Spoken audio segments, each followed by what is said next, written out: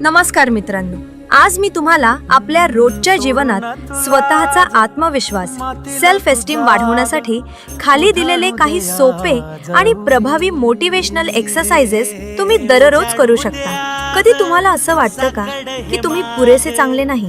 कधी स्वतःवरच विश्वास कमी होतो का? जर हो तर हा व्हिडिओ तुमच्यासाठी आहे। आपल्या आयुष्यात अनेक वेळा लोक आपल्याला कमी लेखतात किंवा आपण स्वतःला कमी समजतो आणि इथूनच सुरू होतो आत्मविश्वासाचा अभाव।